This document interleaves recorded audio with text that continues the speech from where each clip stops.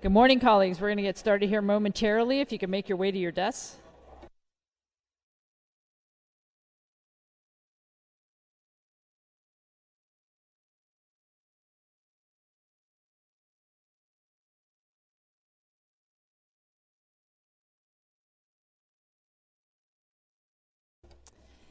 Good morning. The House will come to order. Please stand if you are able for the flag salute. This morning's flag salute will be led by Representative Cedric Hayden. I pledge allegiance to the flag of the United States of America and to the republic.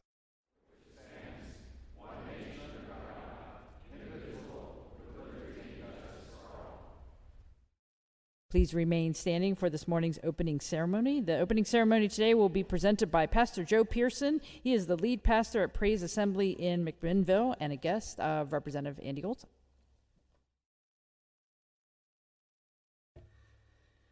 Well, thank you and good morning. I got to do premarital counseling last night, and who would have known that it made me think of you guys? I asked the question I always ask, which one of you are the spenders and which one's the tightwad? Because God in his mercy doesn't put two tightwads together or two spenders, because it's disaster on both ends. And I don't want to imply any more than that you're married here today, but the constituents across Oregon, we're your children, and we hope you get along. And we love that. God has designed us to need diversity and to need each other. So that's going to be my prayer today, that he will bless us with unity even though we're different. So Lord Jesus, thank you for this body of people that work so hard and serve and do their very best to represent the people of Oregon. We thank you for their gifts and talents and abilities, and Lord, I thank you right now for their differences and the diversity that rests in this body. We pray, Lord, that we would all not seek to be the same, but seek to be in unity and to balance each other out and to walk this out with love in our hearts for you, for each other, and for the state of Oregon.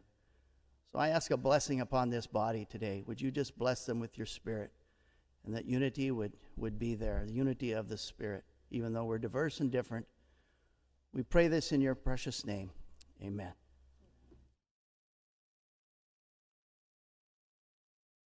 Please be seated. Courtesies. Representative Olson. Thank you, Madam Speaker and colleagues and guests. Pastor Joe Pearson is a man of many talents. He pastors at several Praise Assembly churches, including Monmouth, Willamina, and McMinnville.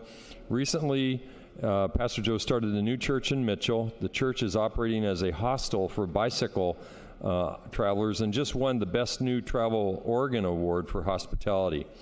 While pastoring, he continues to have many outside jobs and hobbies, including farming, construction, and coaching boys wrestling. He explains that it keeps you in touch with people outside of the church walls. His passion is to engage the next generation in the local church. Praise Assembly reaches out to college students attending Western Oregon University through the Nicholas House and the Harriet House. Joe and Lila, his wife, have 2 daughters and 3 grandchildren. Please welcome him. Thank you, Representative, and thank you, Pastor Pearson, for being here. Again, it's good to have you back. For the courtesies, Representative McLean. Colleagues, I want to extend a courtesy and a goodbye to Tyler Anderson, who's worked as a policy fellow for the House Republican office since March, assisting with judiciary and veterans policy. Now, Tyler graduated from Cook County High School in 2006. He then attended the University of Oregon and graduated in 2010 with a bachelor's degree in political science. After graduating from the U of O, Tyler enlisted as an infantryman in the Oregon Army National Guard and was deployed to a war zone in Kabul, Afghanistan in 2014.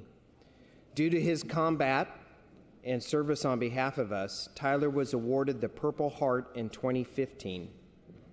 Tyler has completed his first year at the Criminal Justice Program at Western Oregon University. Upon graduation, he hopes to work for the Department of Justice. He is enjoying time traveling with his family this summer. So thank you, Tyler, for your service to Oregon, in both with the Guard and with the House Republicans. Thank you, Representative Tyler. Indeed, thank you for your service this session. Thank you for your service to the country. We really appreciate it. Further courtesies, Representative Leininger.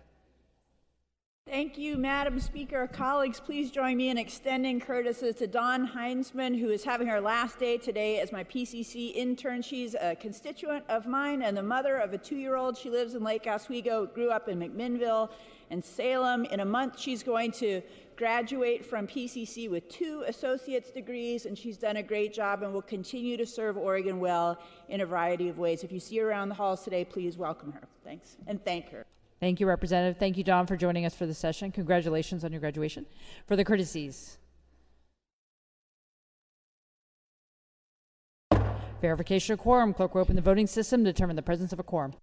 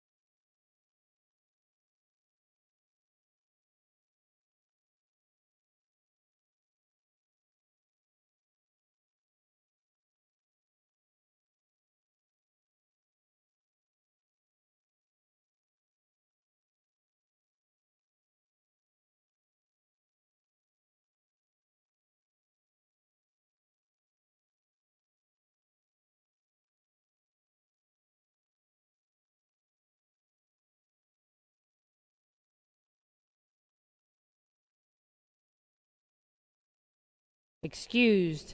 Boone, Gorsuch. Quorum is present. Messages from the governor. Messages from the Senate.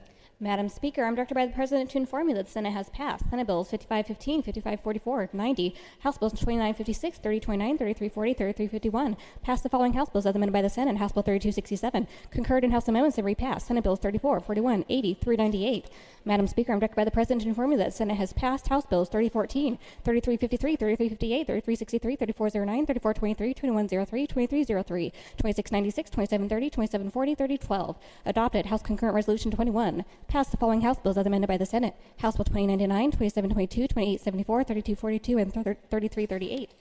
Madam Speaker, I'm directed by the President to inform you that he has signed Senate Bill 3, 14, 18, 29, 42, 46, 83, 96, 99, 148, 153, 221, 247, 252, 261, 298, 332, 334, 368, 373, 416, 497, 507, 508, 561, 573, 713, 743, 760, 762, 786, 795, 821, 830, 831, 838, 850, 856, and 865. First reading memorials and resolutions. Committee reports. Committee report files numbers 179 and 180 have been distributed. Special orders of business. Clerk will read the resolution. Senate Concurrent Resolution 19, recognizing and honoring Corporal Jeremy M. Lovelace, Specialist 6 Norman Francis Evans, and Specialist 4 David Lynn Evans for their service to their country. Thank you, colleagues. Thank you for your attention. Question now arises upon final consideration of SCR 19. Representative Peluso. Thank you, Madam Speaker. Colleagues, I rise today in support of Senate Concurrent Resolution 19A to recognize and honor Corporal Jeremy M. Lovelace, Specialist 6 Norman Francis Evans, and Specialist 4 David Lynn Evans for their service to our country. I am honored to speak here about Jeremy Lovelace, a proud Gresham Gopher and a graduate of Gresham High School, which is in my district. Even early on, this young man gave back by initiating a coat drive and starting a chapter of the Fellowship of Christian Athletes. Jeremy's father, Michael Lovelace, who was not able to be with us today, described for the committee a young man who was committed to community and country. Around the age of 17 or 18, Jeremy said, "Dad, I don't know what I want to do, but I know I am here to help people." While no hunter, he liked to shoot and was an accomplished outdoorsman. Jeremy would eventually become an instructor at the ropes course along Highway 26, where the sign that memorializes him will eventually be placed. Fearless in the face of challenges most people would find daunting, Jeremy would go on to work as an arborist and a high-rise window washer.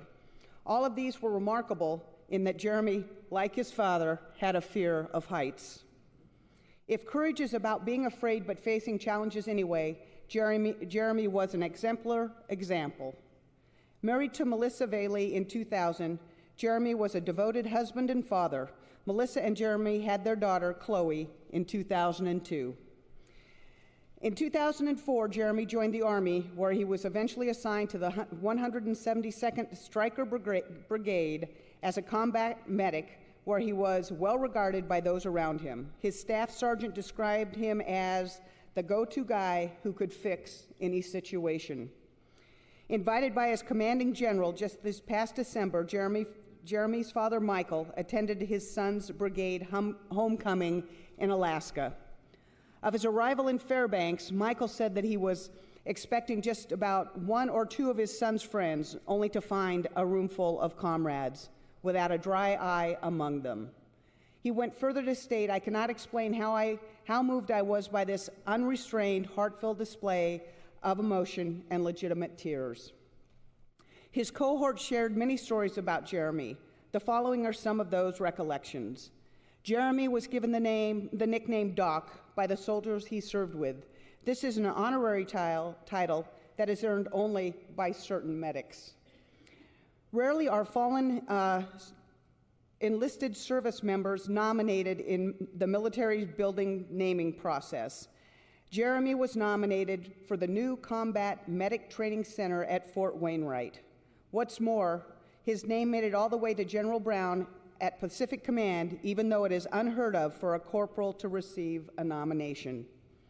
One of Jeremy's sergeants said, "Here I was telling Jeremy what to do and giving him orders when all I'm thinking is that this guy is twice the medic I will ever be." One first sergeant with 15 years of service told his father that Jeremy was one of the finest medics with whom he had ever served.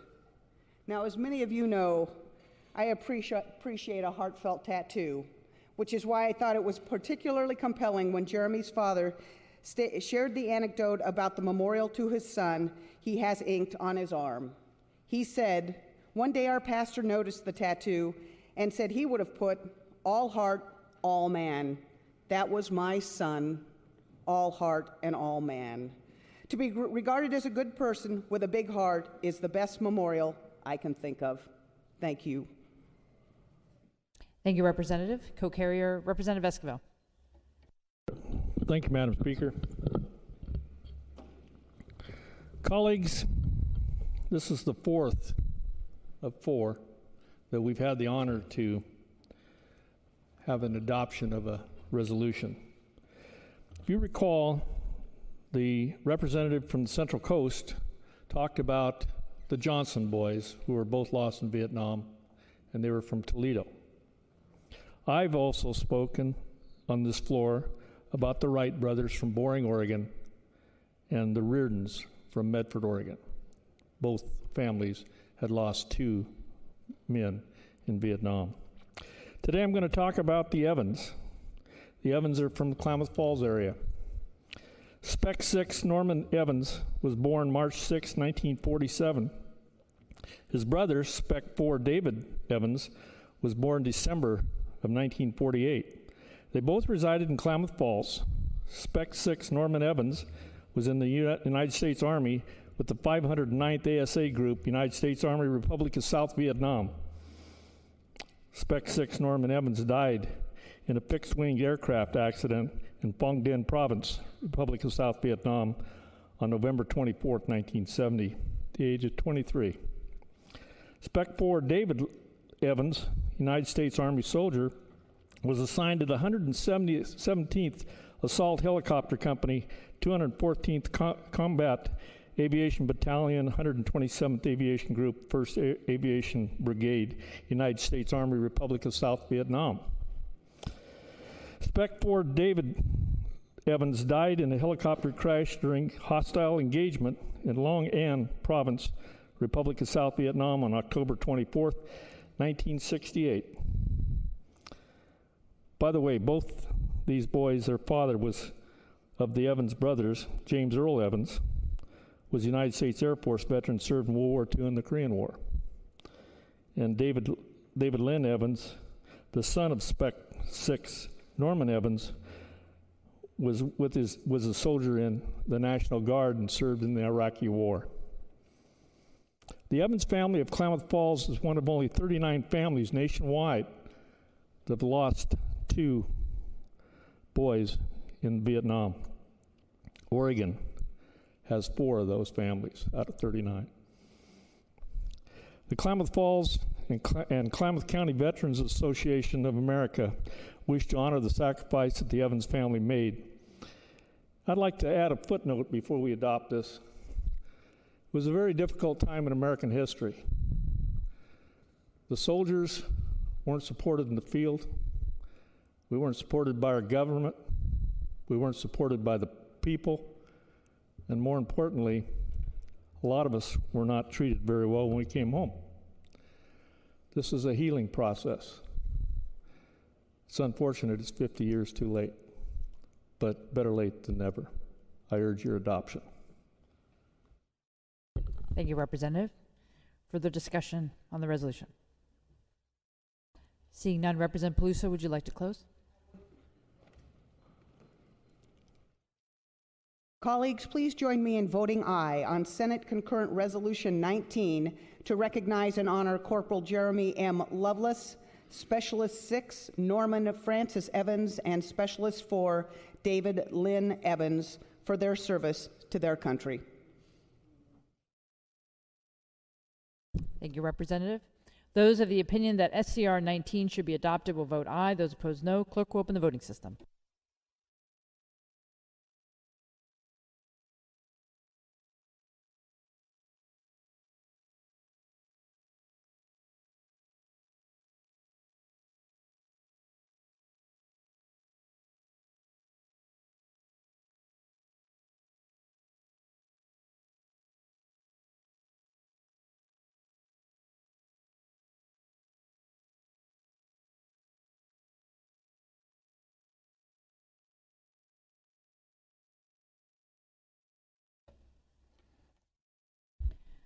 Colleagues, perhaps we could all stand in recognition of the 3 who lost their lives that are memorialized in this resolution.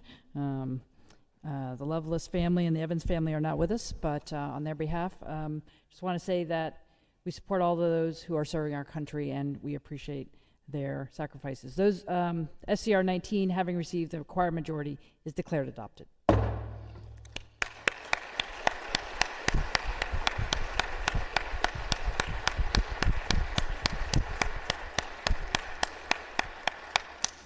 Thank you, colleagues. Please join me in welcoming some students who have joined us in the rear gallery. So glad you could witness that. We have students from McKinley Elementary in Beaverton. They are guests of Representative Ken Helm. Good morning. Welcome to your capital.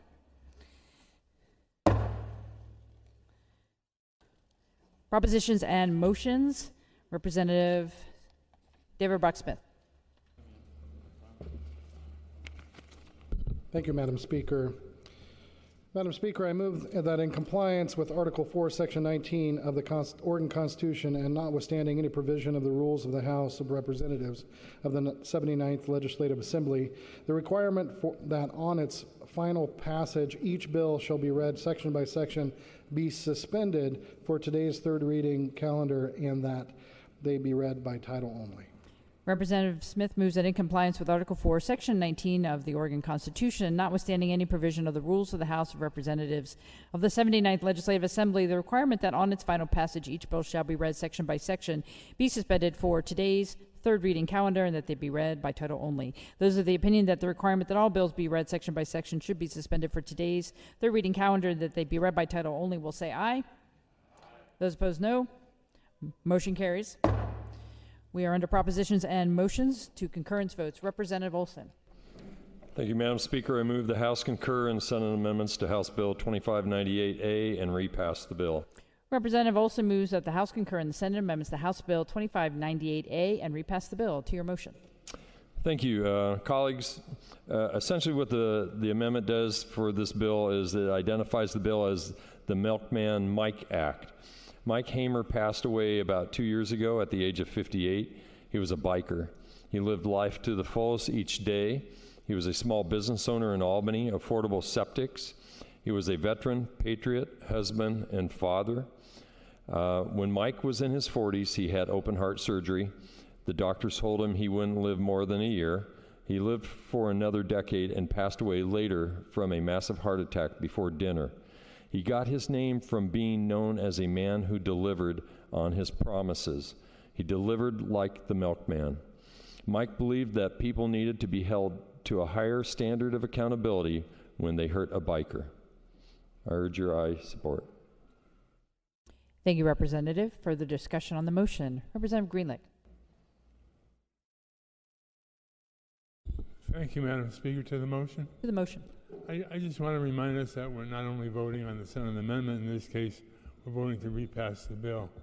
I oppose the bill as an unnecessary expansion of a criminal act in committee on the House floor, and I'll be voting no on it again. Thank you, Madam Speaker. Thank you, Representative. Further discussion on the motion? Seeing none, Representative, would you like to close? He does not. Those of the opinion that the House should concur in the Senate amendments and repass House Bill 2598A will vote aye. Those opposed, no. Clerk will open the voting system.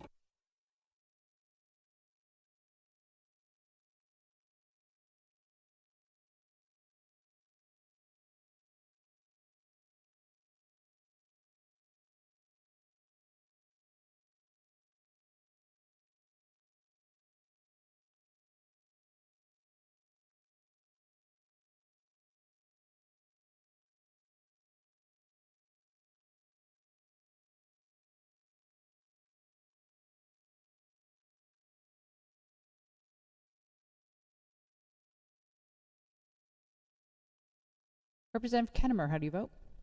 Kennemer votes aye. House Bill 2598A, having received the constitutional majority, is declared repassed. Representative Barker. Madam Speaker, I move the House concur in the Senate amendments to House Bill 2630B and repass the bill.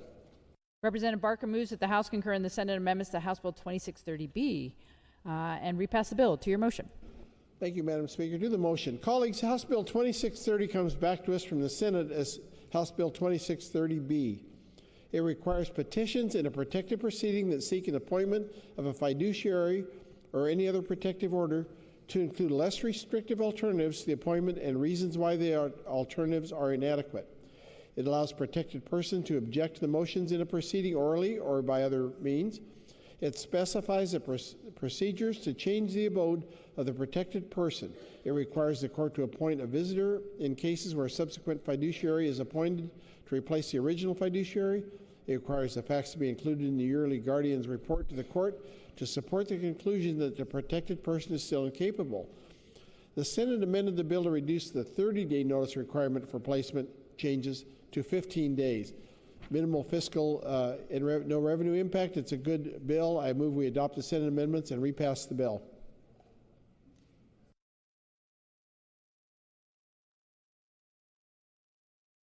Thank you, Representative. Further discussion on the motion?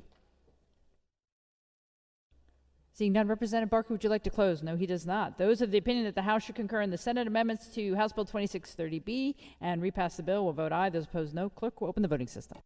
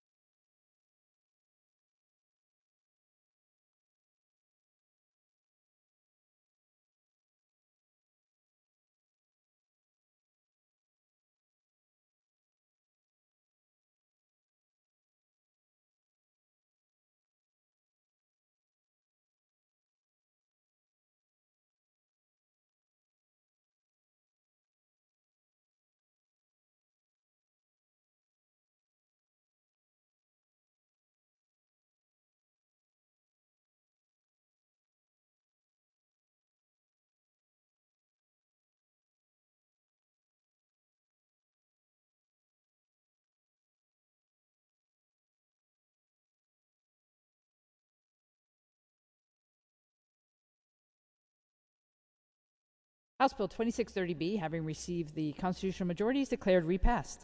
Representative Hovey. Madam Speaker, I move the House concur in the Senate amendments to House Bill 2737B and repass the bill. Representative Hovey moves that the House concur in the Senate amendments to House Bill 2737B and repass the bill. To your motion. Madam Speaker, colleagues, House Bill 2737 was the bill about tiny homes. In the House, we did some work and tried to move the adoption of codes around tiny houses up in the calendar by putting it into statute because we didn't want to wait 3 years for the Building Codes Division to adopt the international code, which is in the adoption process. The Senate replaced the bill, took the pieces, the code out, but did direct the Department of Consumer and Business Services to address this code for tiny houses to include lofts and ladders by January 1st, 2018. So in light of that, they also increased the square footage size of tiny houses from 400 to 600 feet, which does cause me a bit of concern. Sort of felt like at 600 feet you really don't need a loft and a ladder. But they left the 600 feet in statute, which right now as we look at the international piece is not going to be consistent with the 400 square feet that international code is looking at. So after thinking about that, I'm hopeful that the Building Codes Division will definitely consider the international code of 400 feet or less and have perhaps a different tiny house standard for houses between 400 and 600 feet so we can stay consistent with the national code. And that's consistent with the Oregon Fire Marshals and the Oregon Fire Chiefs Association's concern about the 600 square feet. I believe the Building Codes Division can accomplish that. I hope they do.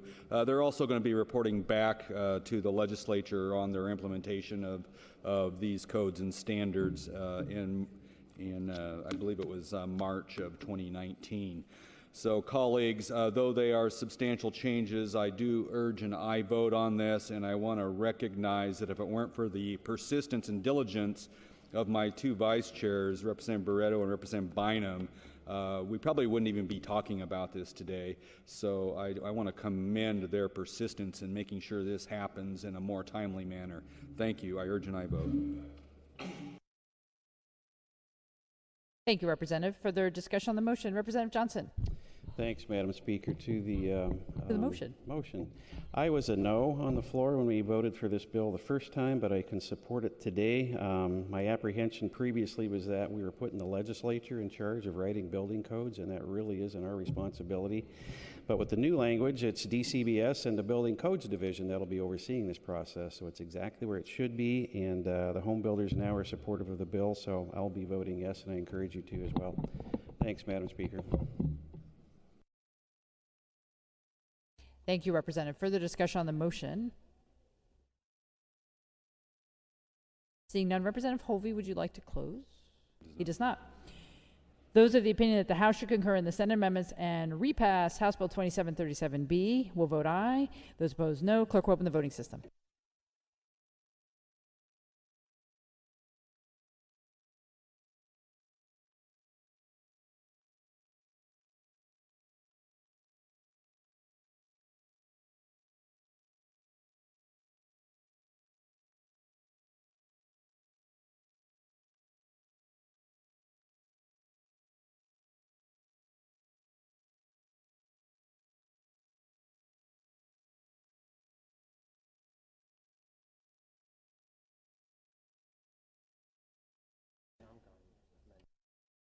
Representative Williamson, how do you vote? I vote aye.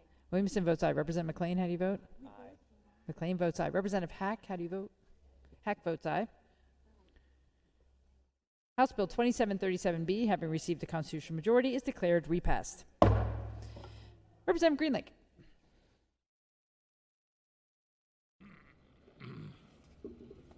Thank you, Madam Speaker.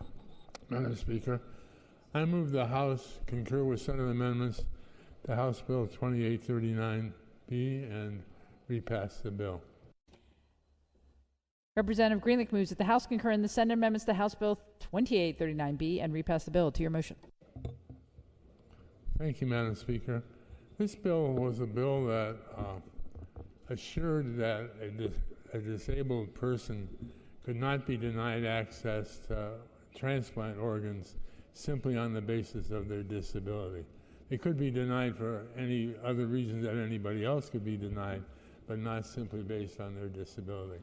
This amendment provides that a patient at OHSU can seek equitable relief, which apparently is sort of expedited judicial review of their claim, but may not claim financial damages of OHSU or other public bodies. I recommend a yes vote on this motion, Madam Speaker. Thank you. Thank you, Representative Greenlick. Further discussion?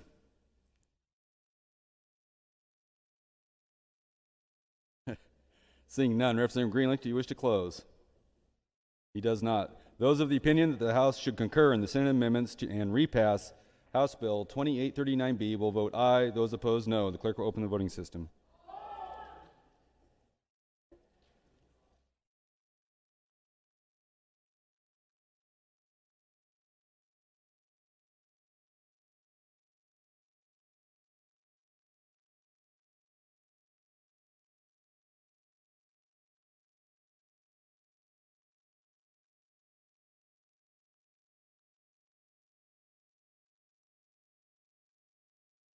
Speaker is an aye.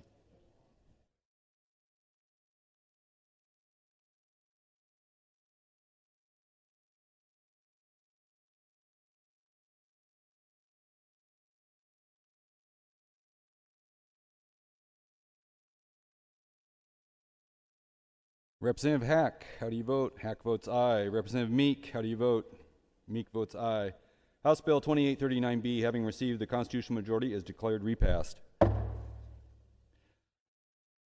Still under propositions and motions, Representative Hayden. Mr. Speaker, I move the House concur with Senate amendments on House Bill 3030 and repass the measure. Representative Hayden moves that the House concur in the Senate amendments to House Bill 3030B and repass the bill. To your motion. Thank you, Mr. Speaker. House Bill 3030B came to us from the Cottage Grove Youth Advisory group. This is a group of high school students that are working diligently to remove substances from high school like tobacco and recreational nitrous oxide in this particular situation. They did come to me because I'm their state representative and also a dentist that has experience with medical use of nitrous oxide. And through that concern, we wanted to put some regulation in the state of Oregon. Interestingly enough, the FDA does not control nitrous oxide. The Food and Drug Administration does have some labeling requirements on it, but as long as that's labeled correctly, there are no other current regulations in Oregon. This bill, as amended by the Senate, would require the age of 18 years old to purchase a nitrous oxide canister. I want to make it very clear that we are not talking about whipped cream. If anybody is confused with that, these are the actual canisters that get put into a cracker and get then expelled into a balloon and then can be utilized as 100% nitrous oxide, which can cause brain damage. It does require anywhere from 25 to 50% oxygen in providing those medical procedures to minors.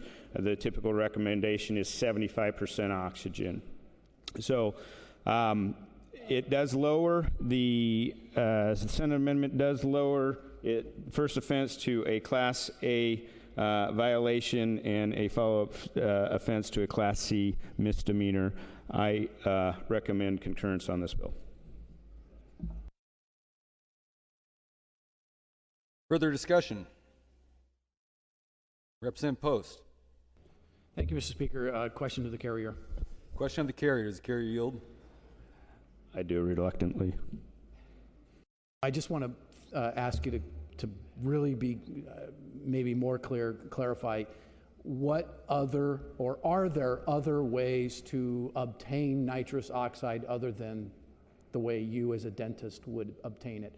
I want to make sure kids can't obtain this. So is there other ways they can get it You used the whipped cream as an example, and I want to make sure that's really clear. So I believe you're referring to, in medical use of nitrous oxide is very common, and it comes in typically a blue cylinder rather than a green cylinder. Very many different types of cylinders. What we're talking about is laughing gas that's used by dentists, physicians, and other healthcare providers. In this case, there is a brand name called Whippets that creates a small cylinder that looks like a CO2 cylinder that you might use in a pellet gun or something.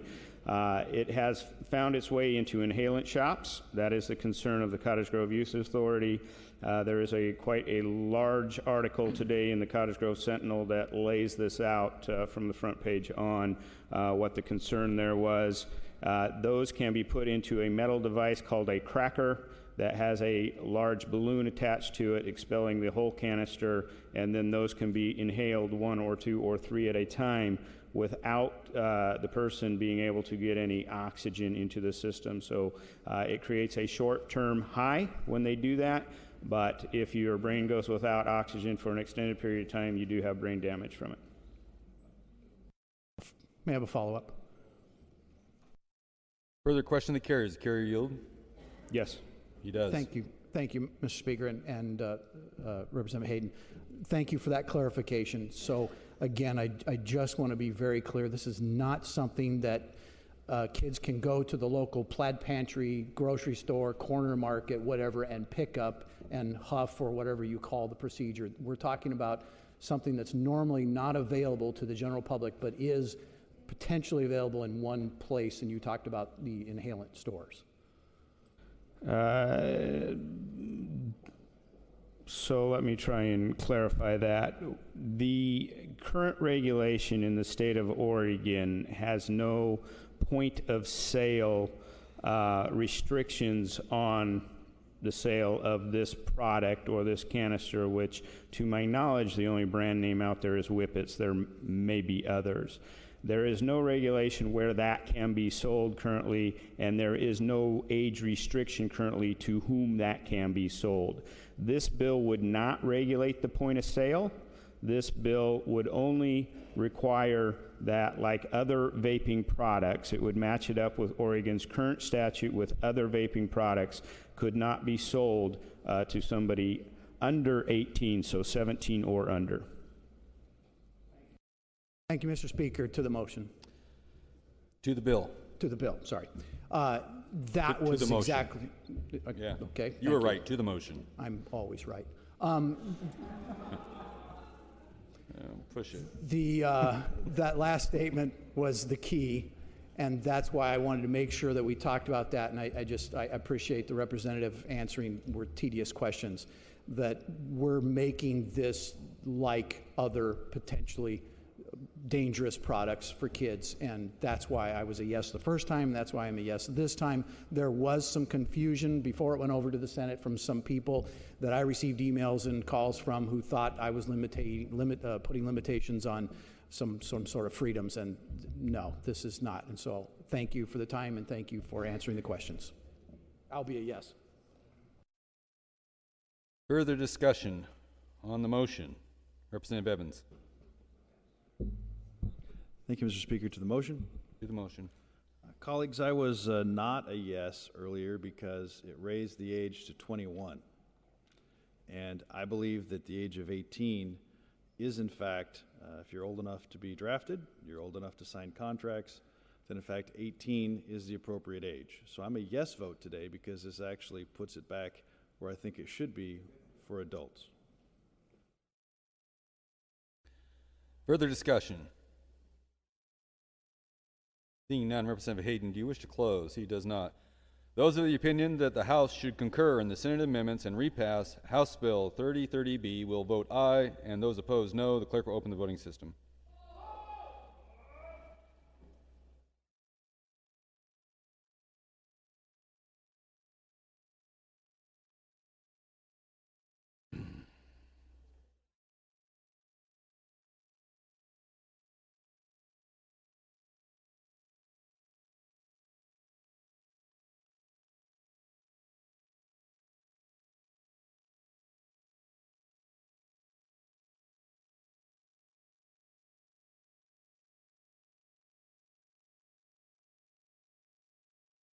House Bill 3030B, having received the constitutional majority, is declared repassed.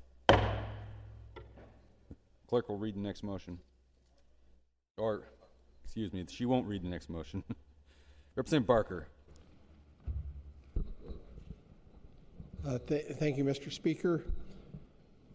I move the House not concur with the Senate amendments to House Bill 3283B and a conference committee be appointed. Representative Barker moves the House not concur in the Senate amendments to House Bill 3283B and a conference committee be appointed. To your motion. Thank you, Mr. Speaker.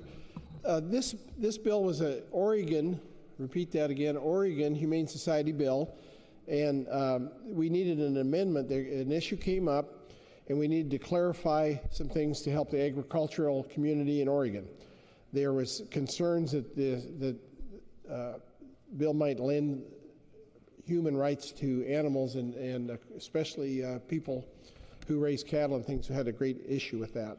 So this will give us time to put the amendment in. We've already talked to the Senate and made sure that's good. And I just want to say, I want to thank Representative Greg Smith from the Land of Food and Shelter and Representative Clem for their hard work to get that amendment straightened out to help the agricultural industry in Oregon. But I'd ask for a yes vote to send it back to not concur. Further discussion? Seeing none, Representative Barker, do you wish to close? He does not. Those of the opinion that the House not concur in the Senate amendments to House Bill 3283B and a conference committee be appointed will say aye. Aye. Those opposed, no. Motion carries. A conference committee will be appointed.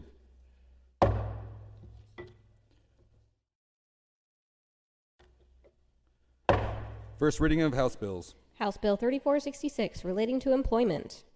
Bill read first time will be passed to Speaker's desk for referral. Second reading of House bills. House Bill 3453, relating to tax savings resulting from property tax exemption and prescribing an effective date. Bill read second time is passed to third reading. Consent calendar. Third reading of House bills. The clerk will read the first bill. House Bill 5005, relating to the financial administration of the Oregon Criminal Justice Commission and declaring an emergency. Question now arises upon third reading, final passage of House Bill 5005A. Representative Barker. Thank you, Mr. Speaker. Colleagues, House Bill 5005 is the budget bill for the Criminal Justice Commission. The Commission develops and analyzes state criminal justice policies and sentencing guidelines, administers the Justice Reinvestment and Specialty Court Grant programs, and supports the Asset Forfeiture Oversight Advisory Committee.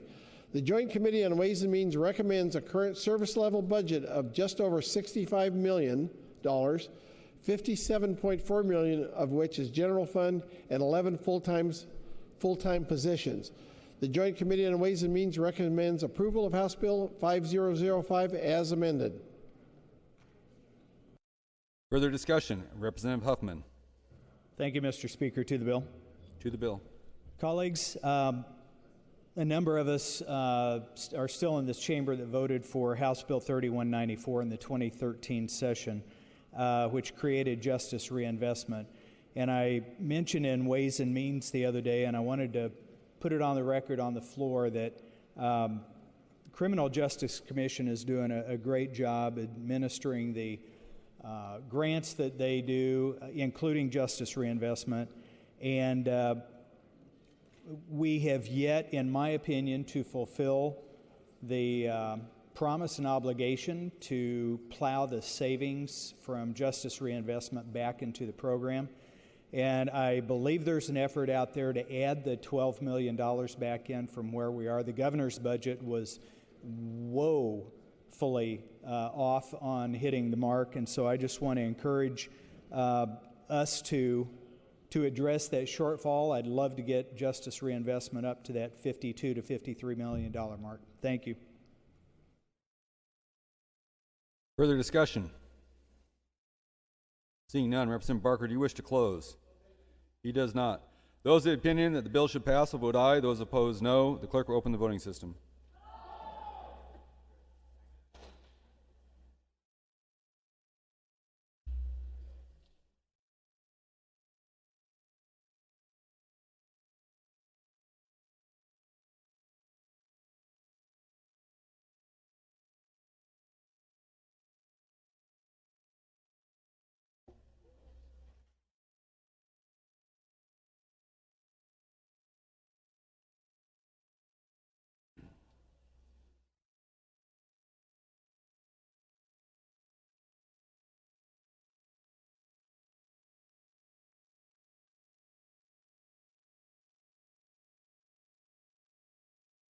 Representative Hack, how do you vote? Hack votes aye. Representative Huffman votes aye. Representative Olson votes aye. Representative Brocksmith votes aye. Representative Wilson votes aye. Representative Vial votes aye. House Bill 5005A, having received the constitutional majority, is declared passed. Clerk, read the next bill. House Bill 5007, relating to the financial administration of the Employment Department and declaring an emergency. Question now arises upon third reading, final passage of House Bill 5007A. Representative Gomberg. Thank you, Mr. Speaker, and good morning, colleagues. It's good to be back with you with yet another budget bill.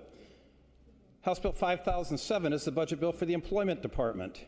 The Joint Committee on Ways and Means recommends a budget of $1,802,365,296 dollars in total funds and 1,298 positions, which is 1,239.78 FTE for the 2017-19 biennium.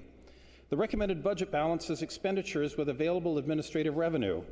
Additional positions and federal funds expenditure limitation were authorized to meet workload associated with the Federal Trade Act and promotion of the Federal Work Opportunity Tax Credit. Long-term vacancies are eliminated and positions are reclassified to make more efficient use of existing staff. General fund for the Oregon Talent Council is eliminated in the Employment Department's budget.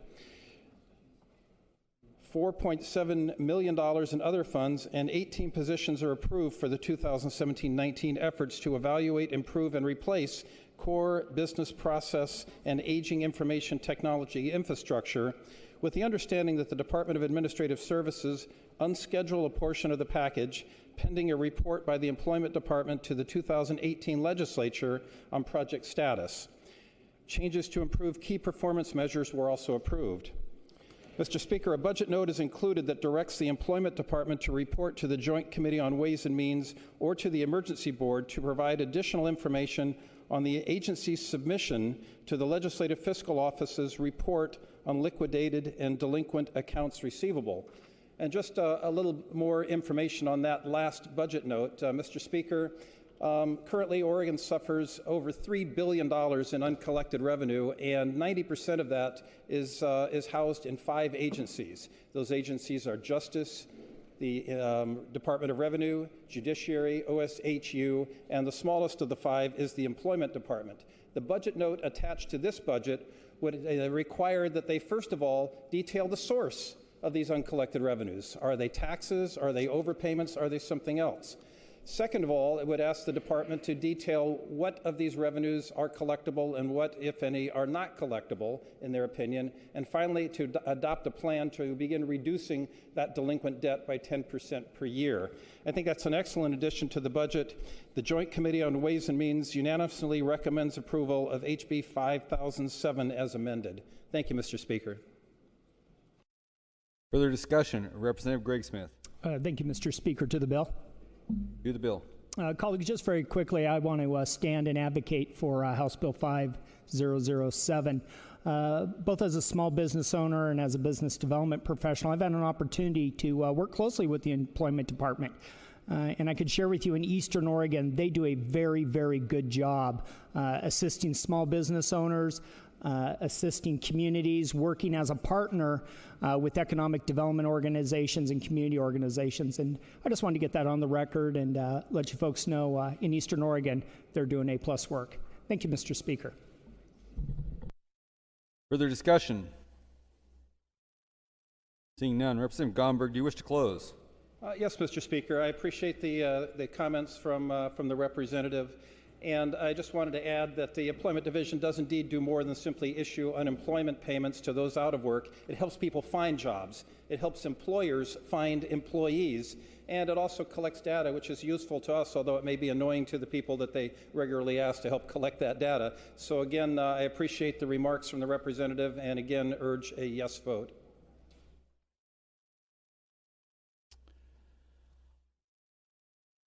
Those of the opinion that the bill should pass will vote aye. Those opposed, no. The clerk will open the voting system.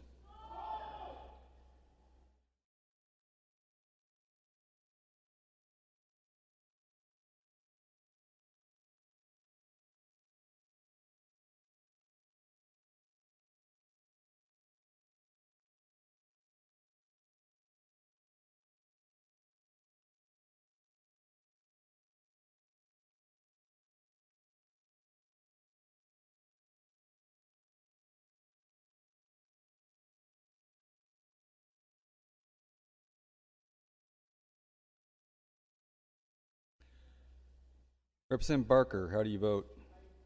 Barker votes aye. Representative Hack, how do you vote? Hack votes aye. Representative Lewis votes aye. House Bill 5007A, having received the constitutional majority, is declared passed.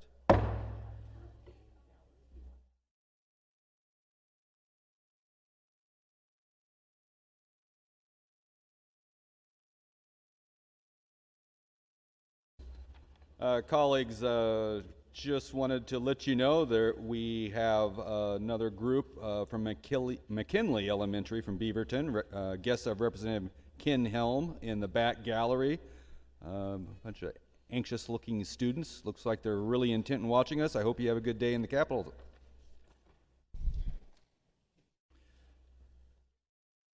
The clerk will read the next bill. House Bill 5008, relating to the financial administration of the Employment Relations Board and declaring an emergency. Question now arises upon third reading and final passage of House Bill 5008A. Representative Greg Smith. Thank you, Mr. Speaker. Colleagues, House Bill 5008 is the budget bill for the Employment Relations Board.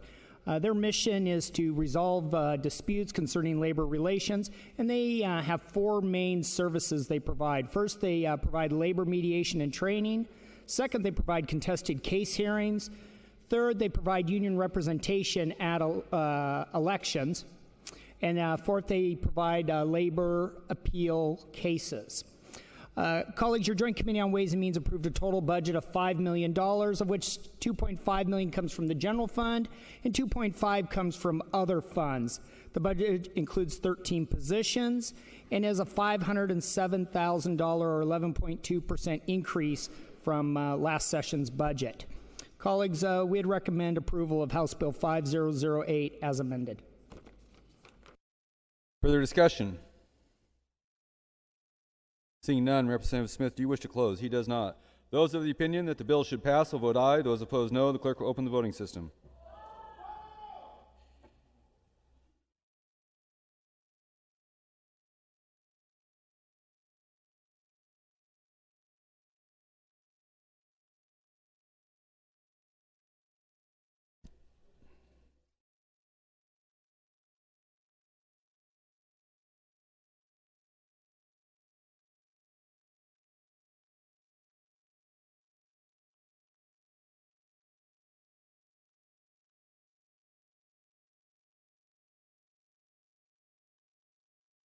Representative Hack, how do you vote?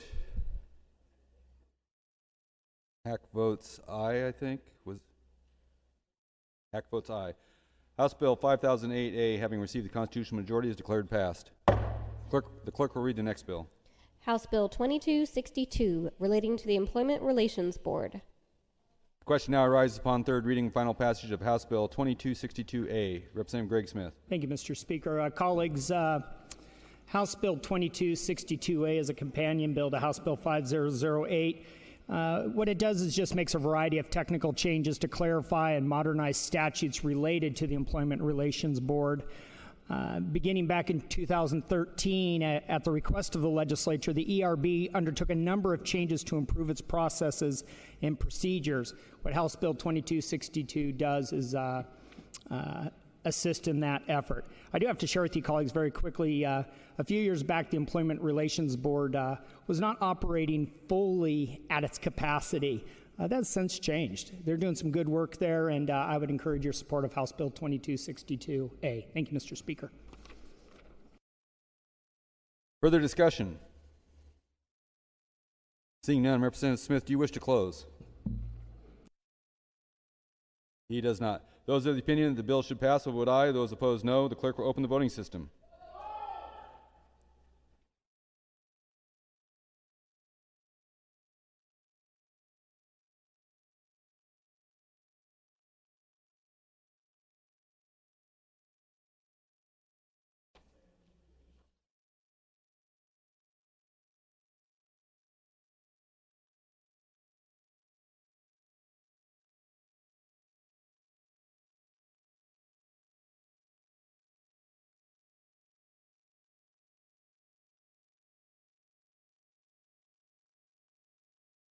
Representative Barker, how do you vote?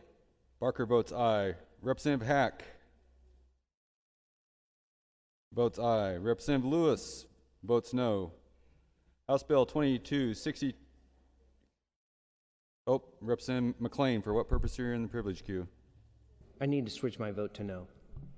Representative McLean switches his vote to no. Representative Bueller, for what purpose are you in the queue? Thank you, Mr. Speaker. I'd like to switch my vote to no also. Representative Bueller votes no. Representative Brocksmith, for what purpose are you in the queue? Thank you, Mr. Speaker. I'd like to switch my vote to no as well. Representative Brocksmith votes no. Representative Bueller, oh, you're not in the queue anymore. Okay, great. Anybody else? Right. House Bill 2262A, having received the constitutional majority, is declared passed. The clerk will read the next bill. House Bill 2264, relating to fees paid to state conciliation service by qualified arbitrators. The question now arises upon third reading and final passage of House Bill 2264. Representative Greg Smith. Thank you, Mr. Speaker. So, colleagues, in order for the Employment Relations Board to do the good work that they do, we have to raise a few bucks here. And so House Bill 2264 increases the statutory application fee for inclusion on the Employment Relations Board's state conciliation services list of qualified arbitrators. It raises it from $50 to $100 and increases the annual fee to remain on the list from $100 to $150. Colleagues, these fees have remained unchanged since they were originally established back in 2007. These fees will generate about $8,000 in additional revenue for a total of $23,400. Colleagues, your Joint Committee on Ways and Means recommends approval. Thank you, Mr. Speaker. Further discussion? Seeing none, Representative Greg Smith, do you wish to close? He does not. Those of the opinion that the bill should pass will vote aye. Those opposed, no. The clerk will open the voting system.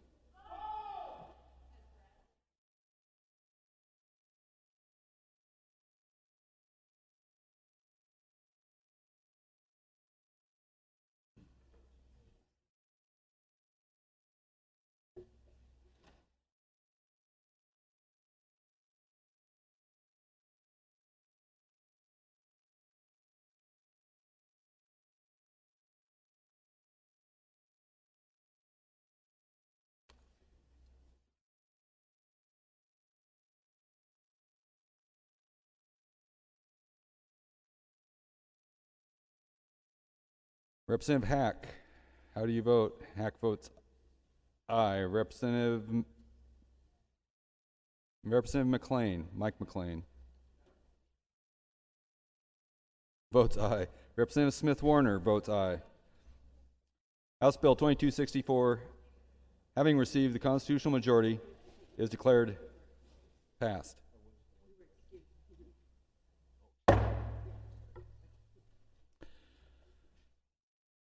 Colleagues, before we take a recess motion, announcements. Representative Williamson. Thank you, Mr. Speaker. I move the rules be suspended and that Representative Hack be able to change her vote on House Bill 5008. It will not change the outcome. Representative Williamson moves that the rules be suspended and Representative Hack be allowed to change her vote on House Bill 5008. It will not change the outcome.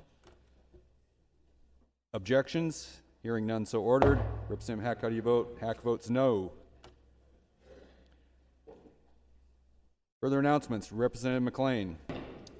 Mr. Speaker, I move the rules be suspended in that Representative Alonso Leon be allowed to change her vote to House Bill 2598. It will not change the outcome. Representative McLean moves that the rules be suspended and that Representative Alonso Leon be allowed to change her vote on House Bill 2598. Is there objection? Hearing none, so ordered. Representative Alonso Leon votes no. And that was on the concurrence on 2598. Thank you for that clarification. Further announcements. Representative Williamson. Thank you, Mr. Speaker. I move the rules be suspended and that Representative Lewis be able to change his vote on House Bill 5005. It will not change the outcome. Representative Williamson moves the rules be suspended and that Representative Lewis be allowed to change his vote on House Bill 5005. It will not change the outcome. Is there objection? Hearing none, so ordered. Representative Lewis, how do you vote? Lewis votes aye. Further announcements. Representative Williamson. Thank you, Mr. Speaker. House Democrats, just a reminder that we have a caucus at noon. Further announcements. Representative McLean. Mr. Speaker, I move the rules be suspended and that Representative Hernandez be allowed to change his vote on House Bill 2598. It will not change the outcome. Representative McLean moves that rules be suspended and that Representative Hernandez be allowed to change his vote on House Bill 2598. Representative, is there objection? Hearing none, so ordered. Representative Hernandez votes no. Further announcements. Representative McEwen. Thank you, Mr. Speaker. Just one more reminder that next Wednesday between 2 and 6, June 14th, is the Oregon Legislative Sportsman's Caucus end of the year shoot. I've had the great fun of participating in this twice.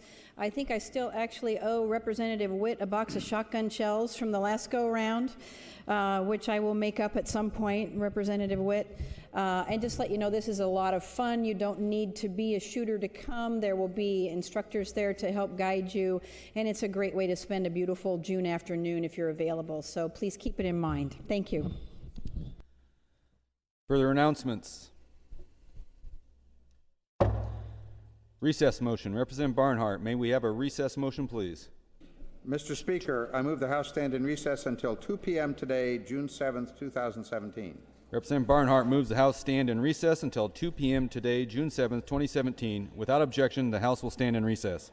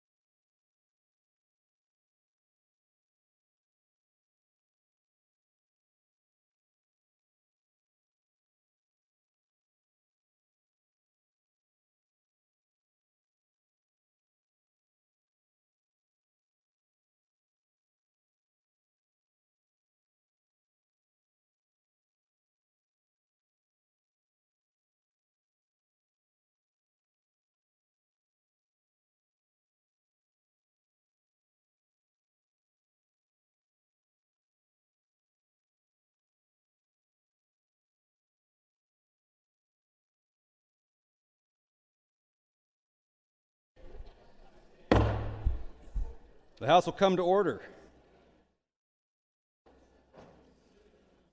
The clerk will open the voting system to determine the presence of a quorum.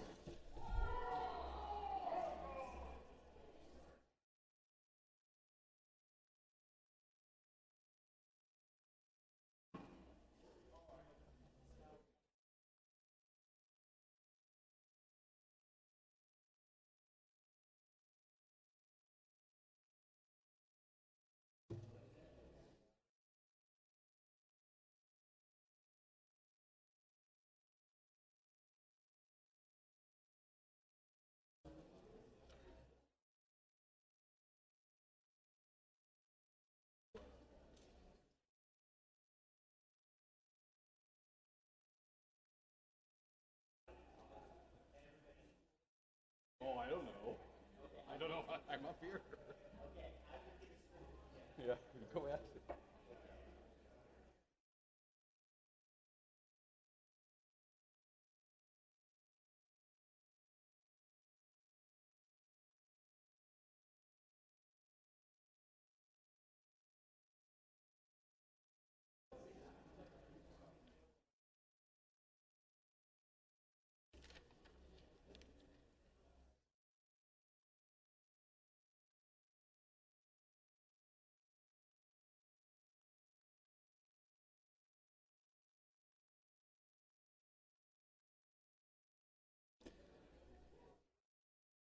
Representative Peluso.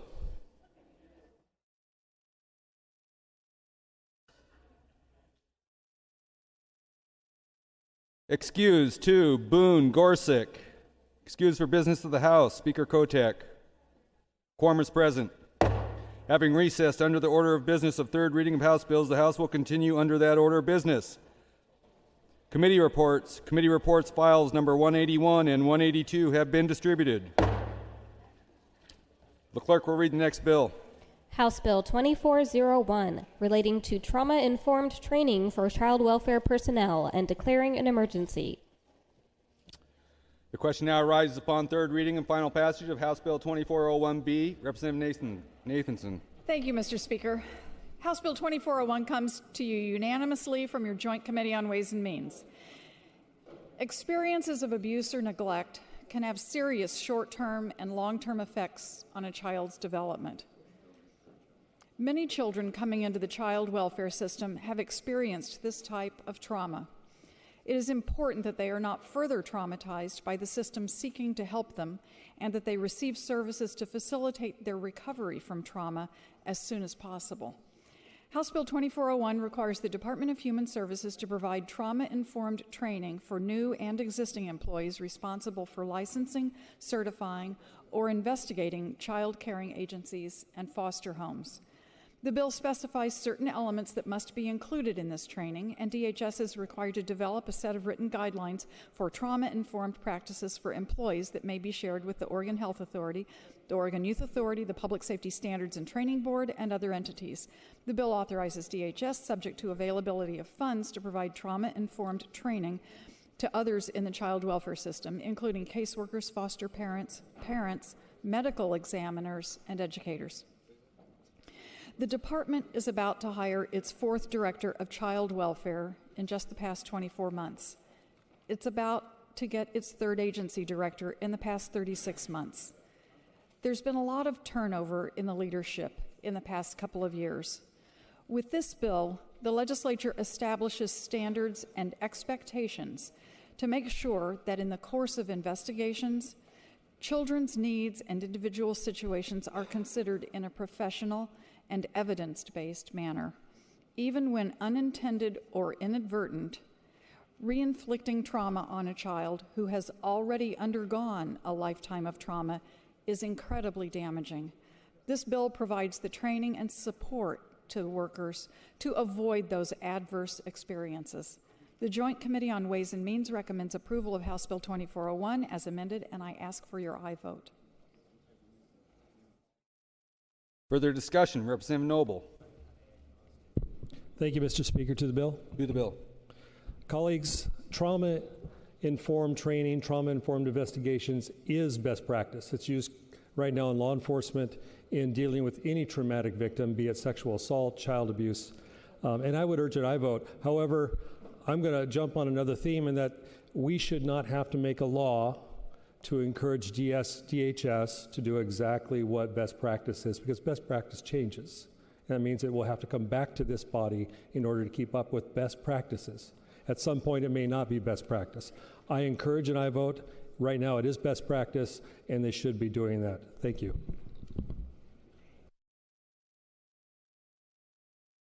Further discussion, Representative Bueller. Yes, thank you, Mr. Speaker. To the bill. To the bill.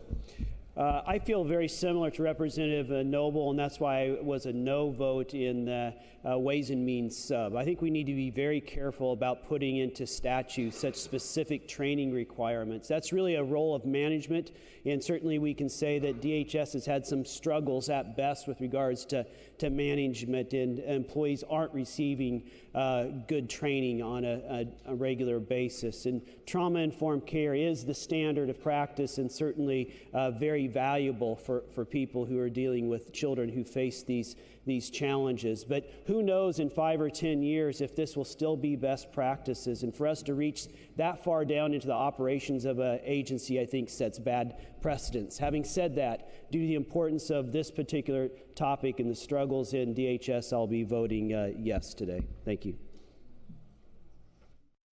Further discussion?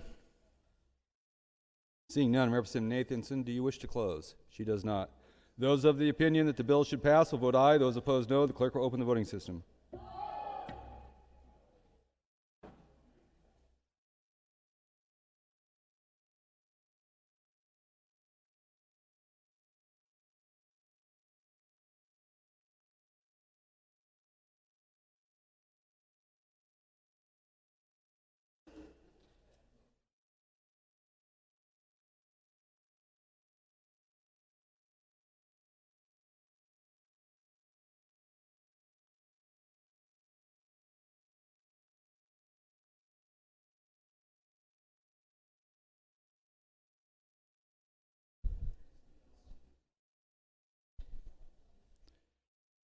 Representative Greg Smith votes aye.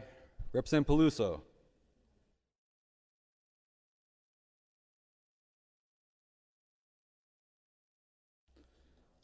Off the floor. House Bill 2401B, having received the constitutional majority, is declared passed. The clerk will read the next bill. House Bill 2503, relating to lactation professionals and declaring an emergency.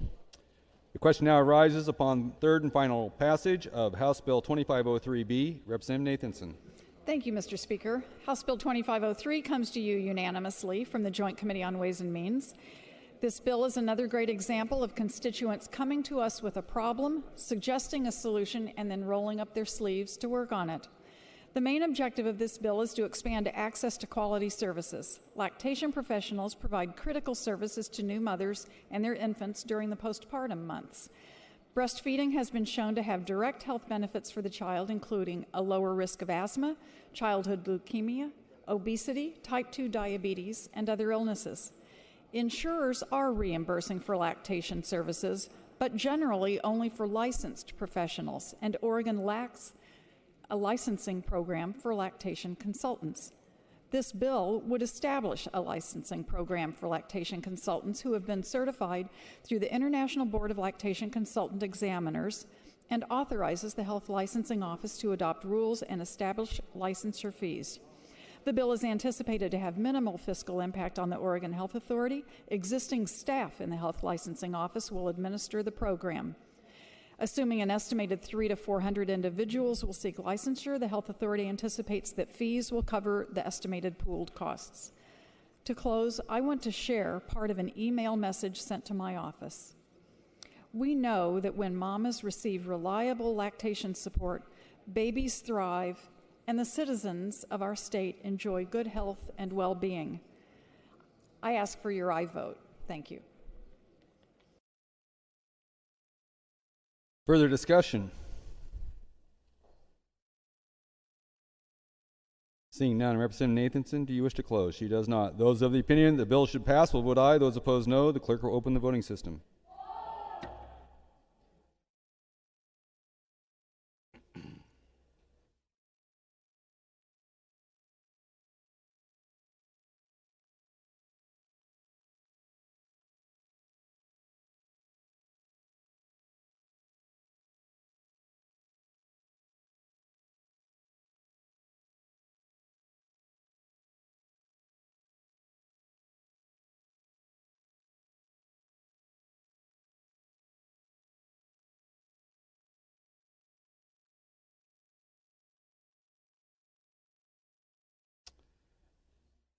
Representative Wisnett votes aye. Representative Peluso votes aye. Oh, Peluso off the floor.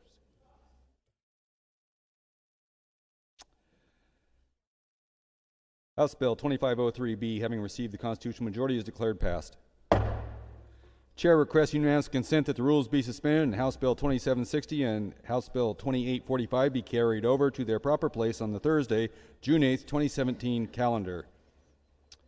Is there objection? Hearing none, so ordered. The clerk will read the next bill. House Bill 2946, relating to the Oregon Transparency website. The question now arises upon third reading and final passage of House Bill 2946A. Representative Wisnett. Thank you, Mr. Speaker and honorable colleagues. House Bill 2946 comes to you from the House Committee on Rules with a due pass recommendation. The Oregon Transparency website was established by House Bill 2500 during the 2009 legislative session. It passed both chambers unanimously. Since then, it has been recognized by the U.S. Public Interest Research Group as one of the top 4 transparency websites in the nation. One thing that's prevented us from achieving even higher ranking, however, is that our website does not currently provide information on public, private, or semi-public, or semi-independent entities that receive state funds, such as our public universities. The bill redefines the term state agencies for the purpose of Oregon Transparency website to include these additional organizations. Oregon's State Chief Information Officer, Alex Petty, who is responsible for the website, played a key role in drafting the bill, and representatives from several of Oregon's public universities provided their input as this bill was amended so that they're only providing direct links and that dropped down the financial. Colleagues, a simple but important piece of legislation that will help hold our state government more accountable with a minimum physical impact, and I respectfully urge your aye vote. Thank you. Further discussion? Hearing none, Representative Wisnett, do you wish to close? He does not. Those of the opinion that the bill should pass will vote aye. Those opposed, no. The clerk will open the voting system. You'll have to let them know, but you need to read that, and then they'll do the next bill.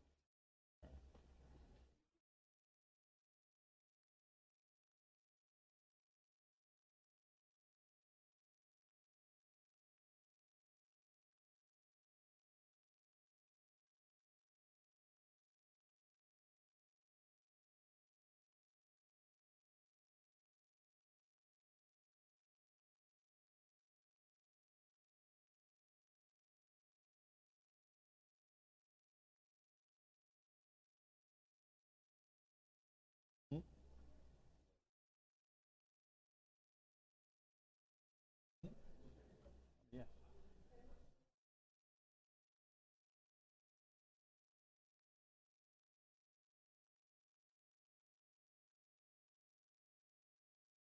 Representative Brock Smith, how do you vote? He votes aye.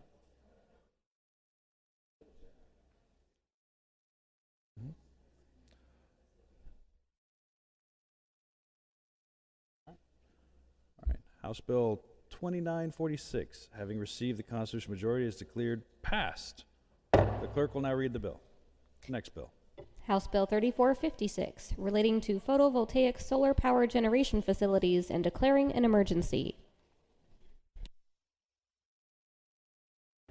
Question now arises upon third reading and final passage of House Bill 3456 Alpha. Representative Greg Smith. Thank you, Mr. Speaker. Colleagues and Mr. Speaker, very quickly before I start, please know I do have a potential conflict of interest.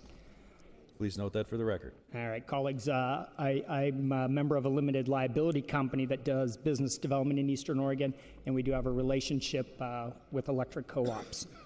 So, colleagues, House Bill 3456 passed unanimously out of the Rules Committee and is brought to the floor today. Let me begin by saying a huge thank you to the good chair from Portland's West Side.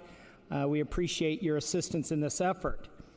This bill is the result of many hours of work by a number of organizations and state agencies who are trying to help resolve an unusual problem being faced by one of electric co-ops in my district, and that's Umatilla Electric Cooperative. Simply put, this bill resolves a conflict between our land use laws and the renewable portfolio standard that was creating unnecessary roadblocks for Umatilla Electric to develop the solar facilities it needs to meet its renewable portfolio standard as a newly designated large utility.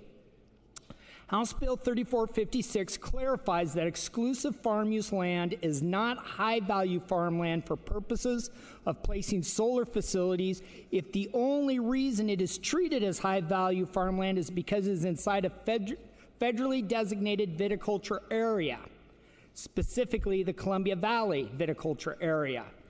Colleagues, House Bill 3456 was drafted to be very narrow because the problem that was discovered by Umatilla Electric Cooperative is unique to their circumstance. This is not designed to be broad legislative policy, and we want to make sure we get that on the record. So here's what House Bill 3456 does. It allows UEC to site solar facilities on land zoned exclusive farm use that is also designated as high-value farmland solely due to the land being in a federally designated viticulture area, provided the land, 1, is within an exclusive farm use zone, 2, is within the portion of the Columbia Valley viticulture area that is inside Umatilla Electric's service territory, 3, does not otherwise qualify as high-value farmland, and perhaps most important, does not have access to water and hasn't had access to water for the last 20 years. Finally, colleagues, regardless of meeting the other requirements to site a solar facility, UEC must go through the existing land use permitting process required for siting solar on land zoned EFU. And the solar facilities must be built to meet UEC's renewable portfolio standard obligations. Colleagues, I will only say this to close. This is a bill that was developed by a work group that was inclusive and began with the agreement that there was a problem that needed to be solved. House Bill 3456 is a result of their work, and it solves a unique program in a very narrow way. Colleagues, I would greatly appreciate your support. Further discussion. Representative Huffman. Thank you, Mr. Speaker. Question of the carrier. Question of the carrier is carrier yield. I do, Mr. Speaker. Thank you. Mr. Speaker, Representative, sorry I didn't get these questions to you ahead of time, but hopefully you'll be prepared. And I think you actually answered them, but I would like a little better clarification on the record. Does House Bill 3456 allow the establishment of photovoltaic solar power generation facilities on all high-value farmland? To the good representative from District 59, thank you very much for this question and the next two. We appreciate the opportunity to get these answers on the record. No, even if a solar facility meets all other exception criteria in the bill, the exception does not apply if the land also qualifies as high-value farmland under any other provision of law. Therefore, House Bill 3456 permits the establishment of solar facility only on land that meets all criteria described in my previous comments, and prohibits establishment on any land that qualifies as high-value farmland under any other provision of law. Mr. Speaker, another question of the carrier? Question of the carrier, does the carrier yield? I do, Mr. Speaker. Thank you. Representative, does HB 3456 require a county to adopt an exception to the statewide land use planning goal relating to agricultural land to establish a photovoltaic solar power generation facility on high-value farmland? And I can repeat that if you need me to. Thank you to the good representative from District 59. Well, as a matter of fact, I have an answer to your question, and we appreciate the opportunity to get this on the record. Your answer, good representative, is no. Section 2 -3 of HB 3456 directs a county to evaluate applications to establish solar facilities on certain high-value farmland based on the statewide land use planning goal standards for agricultural land, rather than the more stringent statewide land use planning goal standards for high-value farmland. Therefore, if House Bill 3456 becomes law, the provisions of Section 2-3 will allow the county to approve applications without submitting to the goal exception procedure. Representative, Mr. Speaker, indulge me one more question of the carrier, please. One more question of the carrier. Does the carrier yield? Why, yes, I do. Thank you, Mr. Speaker. Well, thank you, Representative. Does House Bill 3456 permit a county to establish a photovoltaic solar power generation facility on any high-value farmland without adopting an exception to the statewide land use planning goals? Mr. Speaker, and to the good representative from District 59, again, thank you for the opportunity to put this answer on the record. The answer is no. The bill allows a county to avoid adopting an exception to the statewide land use planning goal relating to agricultural land only to permit the establishment of a solar facility on high-value farmland that meets the criteria in the bill. The provision does not permit the county to avoid adopting an exception to any other statewide land use planning goal for any other land use pursuant to any other provision of law. Mr. Speaker, to the bill. To the bill. Thank you. Colleagues, it's nice to see somebody else actually carry a solar bill on this floor for a change. Thank you. Further discussion, Representative Clem. Thank you, Mr. Speaker. To the bill. To the bill. Colleagues, I just want to encourage your aye vote for this bill. We actually had an earlier iteration of it, and we spent literally all session long in work groups waiting to get to a solution and went past the deadline, so there's a new bill that helps address it. But in particular, what I like about this bill is it actually deals with something that the representative from Far Eastern Oregon's been talking about for a long time, Representative Bentz, which is the nexus between water and land use, and it very specifically takes the definition of high-value farmland, which this came from Measure 49. It was pretty broad when it came to viticultural areas, and says, but if there's been no water for 20 years, are you really losing anything from an ag perspective? And that's something that I know my colleagues from Eastern Oregon have been trying to educate those of us from the west side. If there's no water, it is very challenging to have it produce crops. So I think this is narrowly crafted. I do think that our committee will continue to look at solar as it relates to farmland, but this is actually a model for us to look at as we go forward, and I would encourage its aye support. Thank you. Further discussion? Seeing none, Representative Smith, do you wish to close? Just very briefly. Colleagues, I want to express my gratitude to the chair from Central and East Salem. Thank you very much for the good work in helping to advance this legislation. And again, thank you to the good representative from Portland's West Side. I'd also be remiss if I did not say thank you to Legislative Council for everything that they have done to assist in this effort. This has been a very complex issue, and but for their professionalism and their expertise, we would not be able to bring this bill forward. Thank you, Mr. Speaker. Those of the opinion that the bill should pass will vote aye. Those opposed, no. The clerk will open the voting system.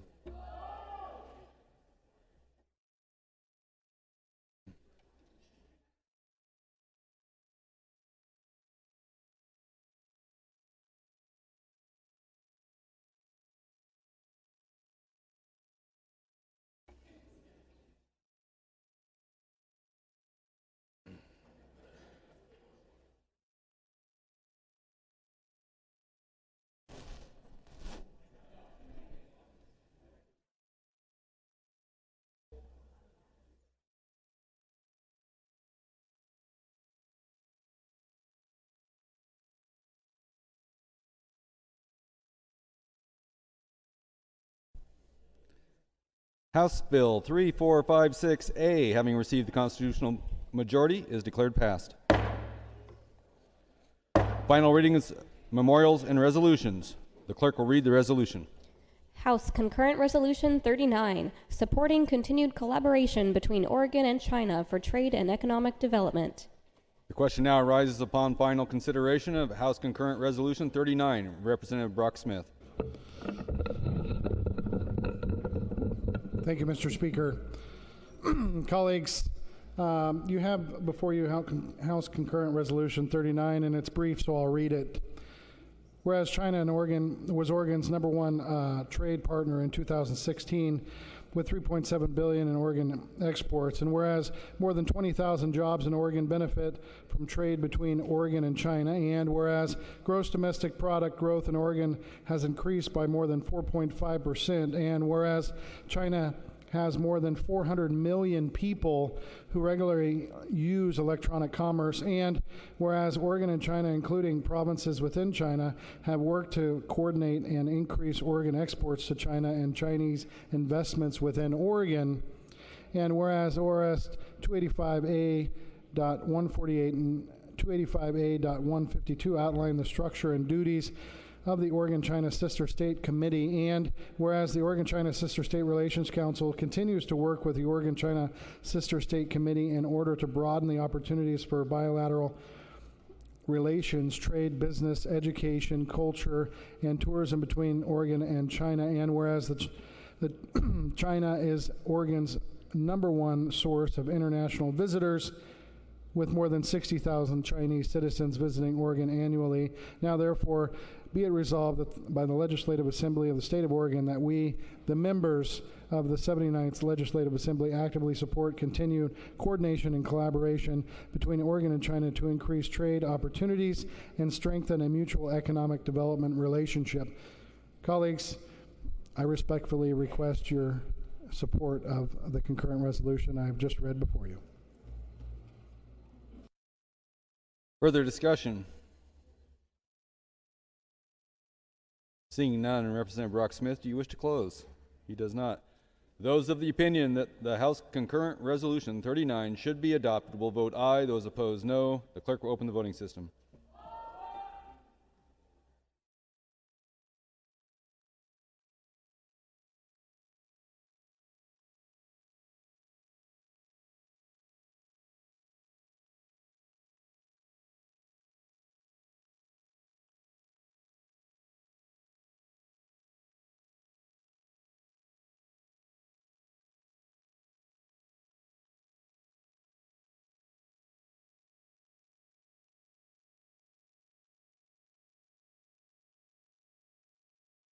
Representative Sanchez, how do you vote? She votes aye. House Concurrent Resolution 39, having received the required majority, is declared adopted. Bills, reports, and other business lying on the table. First reading of Senate bills. Senate Bill 5515 relating to the financial administration of the Department of Justice and declaring an emergency. Senate Bill 5544 relating to state financial administration and declaring an emergency. Senate Bill 90 relating to information technology security and declaring an emergency. Bills read first time are passed to the Speaker's desk for referral. Second reading of Senate bills. Senate Bill 64 relating to health terminology. Senate Bill 81 relating to health care for veterans. Senate Bill 95 relating to reporting of suspected financial abuse. Senate Bill 116 relating to military special access programs. Senate Bill 129 relating to a task force on post-traumatic stress disorder and prescribing an effective date. Senate Bill 690 relating to certificates of good standing. Senate Bill 890 relating to privileged city information disclosed to elected city auditor and declaring an emergency. Senate Bill 1055 relating to family law proceedings involving deployed parents in military service. Bills read second time are passed to third reading. Third reading of Senate bills. The clerk will read the first bill. Senate Bill 268 relating to investigation of reports of child abuse. The question now arises upon third reading and final passage of Senate Bill 268A. Representative Stark. Sure. Hey, there we go. Thank you, Mr. Speaker. Senate Bill 268 is the product of several years of discussion between Department of Human Services, Disability Rights Oregon, and several others to solve an unfortunate gap in the child abuse investigations in Oregon.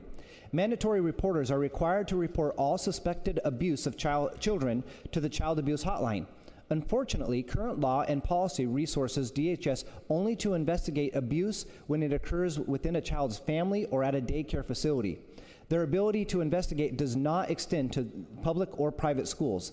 This means that when a call comes into the hotline about abuse taking place at a school, the caller is told that the report will be closed at screening and no investigation will take place. Unfortunately, many school policies do not recognize this and instead rely upon DHS to investigate these, and an investigation never occurs to make personnel and discipline decisions. This is especially dangerous for children with disabilities. in self-contained classrooms that have little ability to communicate what happens to them during the day. And several years back, there was a case of this in Gresham, where there was a report that had come in about these children. Their joints were being dislocated intentionally, their fingernails pulled out, all sorts of abuse happening to these children. A report was made, and then it was closed with little or no disciplinary action early on because of this discommunication between DHS and the school district. So eventually, Disability Rights Oregon was able to investigate, and appropriate personnel action was taken. So Senate Bill 268 fills in this gap. Originally, it called for DHS to have a broadened authority to go in and investigate in these settings, but given our current resources, that was not really possible at this point. So instead, DHS and DRO determined that they could expand on a practice already used with the Teacher Standards and Practice Commission and provide a notification when a call comes into the hotline. This will not only allow DRO to resource the investigation, but also will allow DHS and DRO to better understand the number of cases that come in each year. Some have asked why Disability Rights Oregon is tasked with this role. DRO's is the state's protection and advocacy organization, and as such is already granted certain investigatory authority. Currently, they have authority to go into prisons, state hospitals, and other locations serving people with disabilities and access people and records. They have experience with privacy, investigation, and discretion, and it is consistent with their existing authority. This will work in much the same way as it does with TSPC. Senate Bill 268 is a modest and important bill to close this gap and to help keep our children safe. So I'd appreciate a yes vote. Thank you. Further discussion, Representative Evans. Thank you, Mr. Speaker. To the bill. To the bill. Colleagues, I'm going to be a yes on this bill, though I want to put a marker down. This is a necessary bill. It involves investigation of things that absolutely need our attention. But we have to be cautious when we start offloading fundamentally public enterprises into nonprofit or private hands when it comes to investigations and enforcement. In the military, we got very accustomed to contracting out all kinds of things that never should have been. And I want to put a marker down and say this is necessary at the time. We have budgetary constraints. It's for a good cause. But let us endeavor to never only look at the price tag. Sometimes by expanding partnerships to folks who aren't exactly under public authority, we open our doors up to other problems. So I want to put that on the record. Further discussion, Representative Greenlick.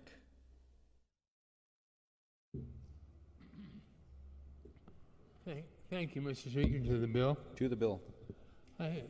I need to follow my colleague from Salem on this one. This is an abdication of responsibility for the state. The state's DHS, it seems to me, has to be responsible for following up those calls. I did a ride-along on the child abuse hotline and saw instances where they in fact did follow up on calls from schools about concerns about abuse. I think we should hold DHS's feet to the fire on this, and I'm going to be a no on this bill. Further discussion, Representative Neerman. Thank you, Mr. Speaker. So I was a yes in committee on this bill. To the bill? Yeah, to the bill. So I was a yes in committee on this bill. And at the time, I had some misgivings similar to what the representative from Independence, Monmouth, and Salem expressed. And so I have had those amplified. So I think I'm going to be a no on this bill. I think it's important that when we have enforcement activities, that those do be government personnel that do that. So I'm uncomfortable about this going to a nonprofit agency. So I'll be a no. Thank you. Further discussion, Representative Kenny Geyer. Thank you, Mr. Speaker. To the bill. To the bill. Okay. Thank you, colleagues. As the chair of the committee that heard this bill, I just want to say we know what a struggle DHS is going through right now. Perfection's the enemy of the good. This is a public-private partnership with a really well-respected group on behalf of kids. We'd all like to get to the place where we feel like our government agencies have the capacity they need, but we're not there, and I don't want this to put any kids at risk. So I think this is a public-private partnership that we should support, and I encourage your support. Further discussion? Seeing none, Representative Stark, do you wish to close? Thank you, Mr. Speaker. I appreciate the dialogue here, and I think when we are dealing with public-private partnerships, we always need to proceed with caution. And so as we move forward, I hope that in future sessions we can take a good hard look at what we want to do policy-wise around this sort of partnership and the Department of Human Services and their role. Given some of the challenges that they've had in the recent years, I think it's important that we fill this gap right now and continue that policy conversation down the road. So thank you, Mr. Speaker. Those of the opinion that the bill should pass will vote aye. Those opposed, no. The clerk will open the voting system.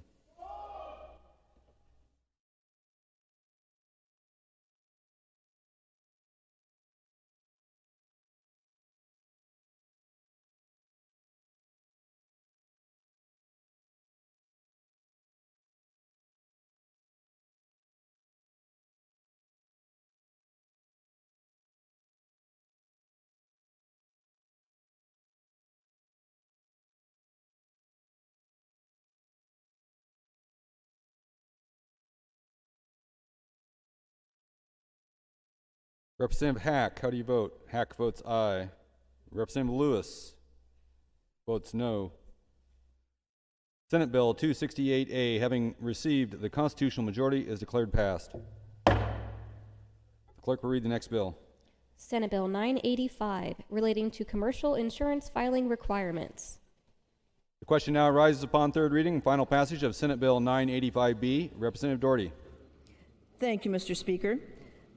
The Division of Financial Regulation of the Department of Consumer and Business Services is the regulatory body for the Oregon insurance industry.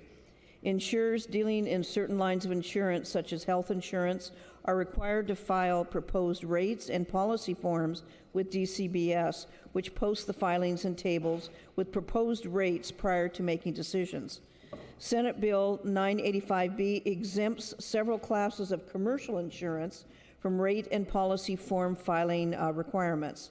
The measure gives DCBS authority to adopt rules to exempt or amend the rate and form filing requirement for any commercial line of insurance if the existing requirement is undesirable or unnecessary to protect the public, and if the exemption or amendment will enhance competition.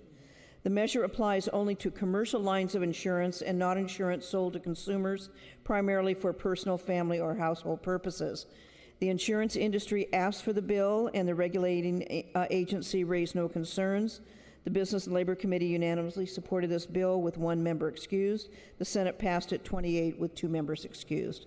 I encourage an aye vote.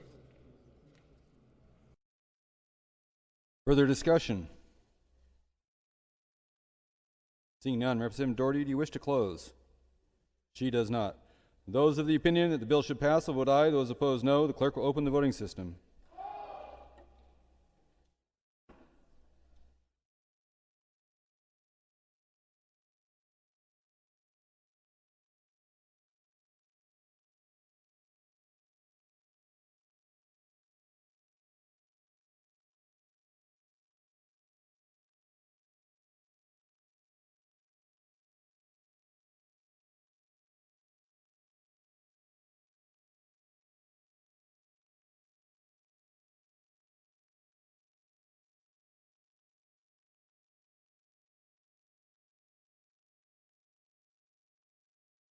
Representative Hack, how do you vote? Hack votes aye.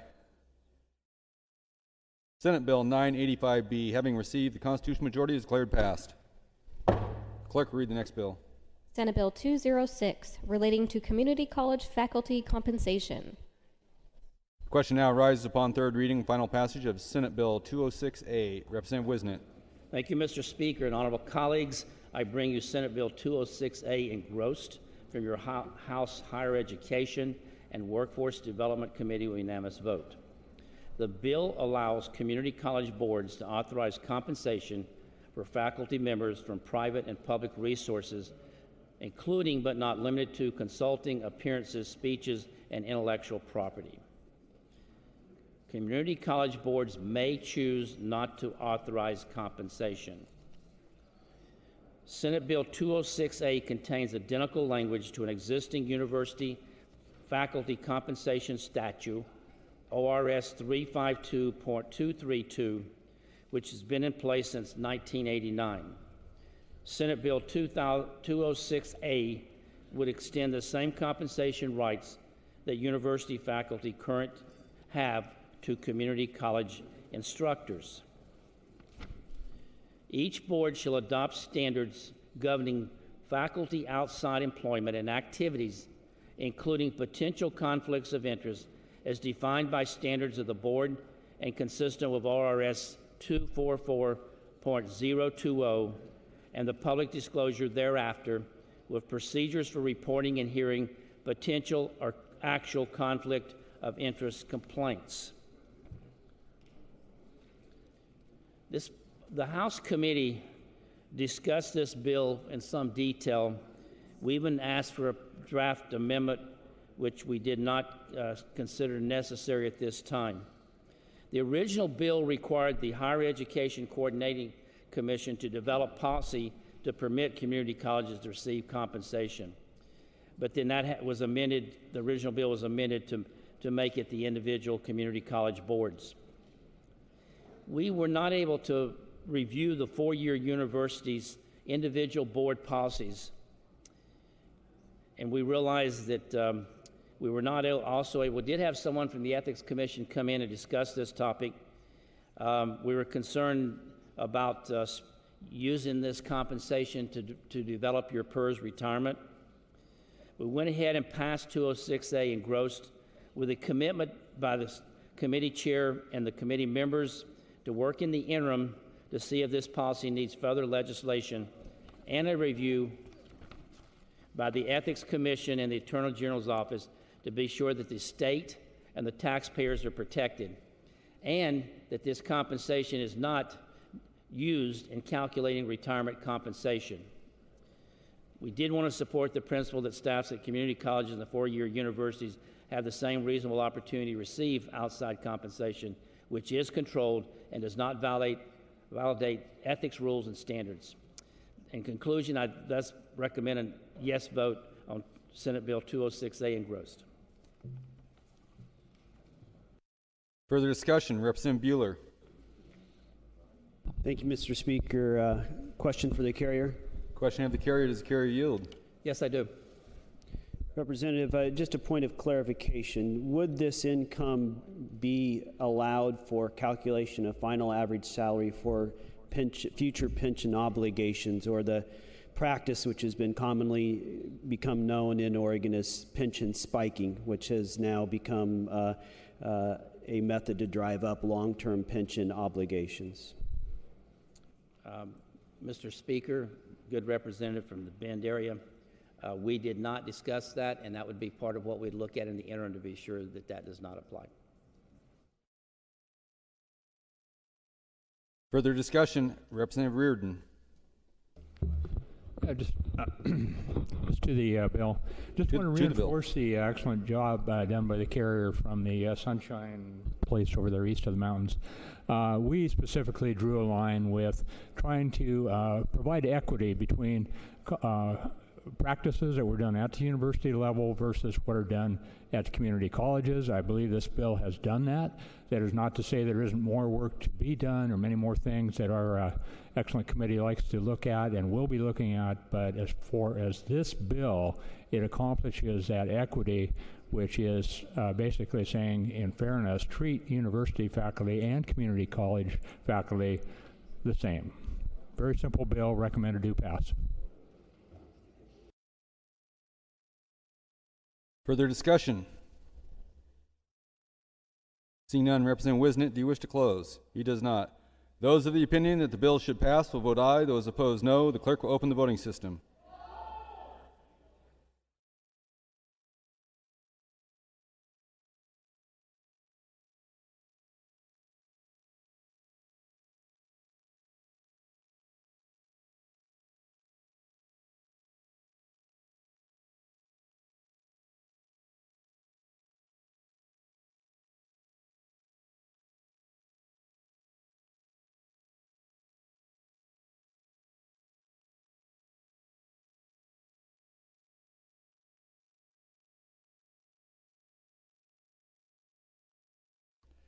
Representative Esquivel votes aye.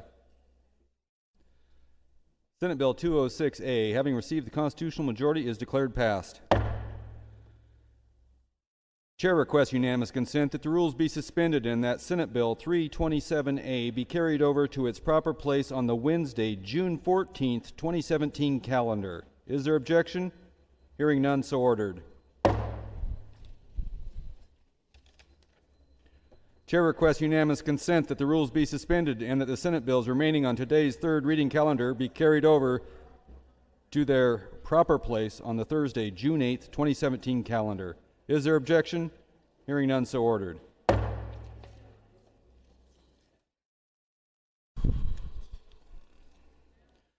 Other business of the House. Orders of the day have been completed. Announcements.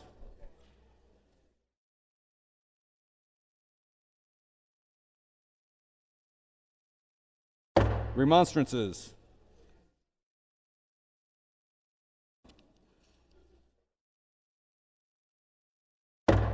Adjournment.